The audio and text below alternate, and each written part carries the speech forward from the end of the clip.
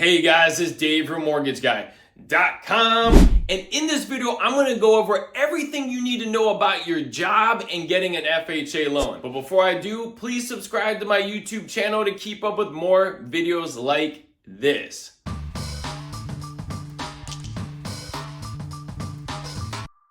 Let's start out the gate right away when it comes to your job and getting an FHA loan. There's some rumors that are out there I'm going to go over, and then obviously I'm going to go over all the facts. So sometimes you're here, you have to be on your job for 2 years.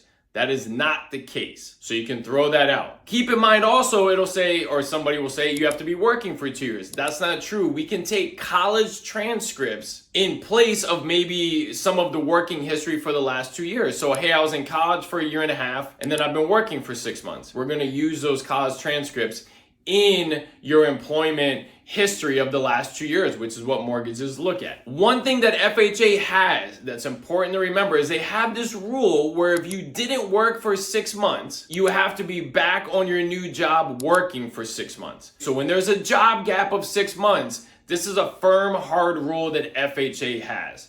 Something to keep in mind. They also have this other rule, which is you cannot have more than 3 job changes in the last 12 months. You'll hear this be told as 3 jobs in the last 12 months. That's not true. 3 job changes, which is really 4 jobs in the last 12 months. So if you switch and you've had 5 or 6 jobs in the last 12 months, your loan's gonna get denied. If you've had 3, you're okay. If you've had 4 jobs, you're okay. So that's a rule that you may see that is not true, okay? So to repeat it, 3 job changes in the last 12 months. Past that, you have a problem.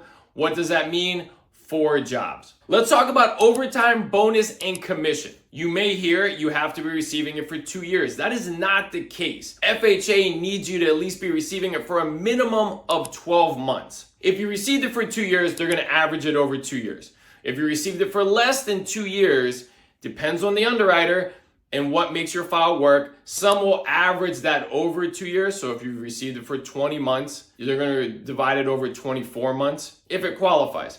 Or the most aggressive is if you're at 12 months, looking at those 12 months and averaging the income over that. Keep in mind, they're going to average it. So if you've had highs and lows, they're going to take that into consideration and average it over 2 years or 12 months, or the period you've been receiving it. Self-employed. If you're self-employed, they're gonna ask for the last 2 years' tax returns and they're gonna average that income. Now, keep in mind, they're gonna take the 2 years and average it over 2 years. Unless the income is declining, then you're gonna get worst case. In 2 years ago, you made $100,000, and now in this last year, you made $80,000. They're gonna go off of the $80,000 because it's declining. So that's everything you need to know about your job and getting an FHA loan and the facts about it, and I wanted to break it down.